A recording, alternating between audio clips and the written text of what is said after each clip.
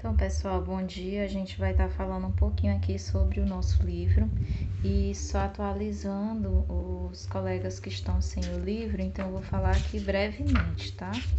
Nós já estudamos o módulo 1, que é a questão dos fundamentos da genética, certo? Onde nós estudamos a primeira e a segunda lei, a herança e sexo, o sistema BO e a genética na biotecnologia.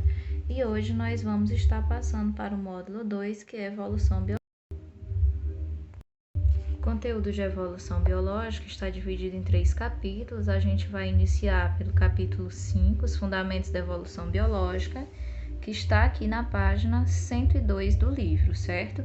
Eu vou falar brevemente para que o vídeo não fique tão extenso e todos consigam baixar, mesmo quem tem a internet reduzida.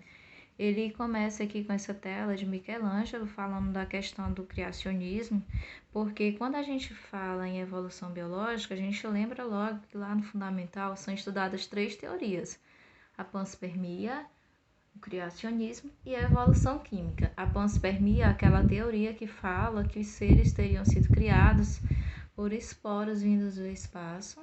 O criacionismo, que fala da questão de nós termos um ser superior que criou tudo que existe na Terra, e a evolução química, que é a teoria do evolucionismo defendido pela ciência, certo?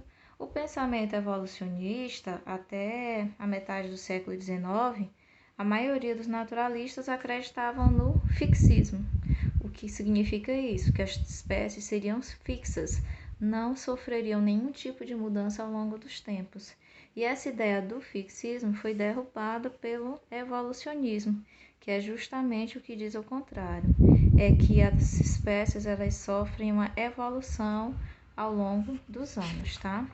E essa teoria da evolução ela foi bastante difundida por Lamarck e Darwin, onde Lamarck ele falava sobre a lei do uso e desuso e a lei da transmissão das características adquiridas. O que isso quer dizer é que Lamarck pregava que quando um ser vivo utilizava uma determinada característica, essa característica se desenvolvia. Se ele não utilizava, ela não desenvolvia. E as características que ele conseguia desenvolver fazendo esse uso eram transmitidas. Então, não era a característica hereditária, e sim características adquiridas. Já Darwin pregava a outra teoria, que é a teoria mais aceita, onde diz que os seres vivos estão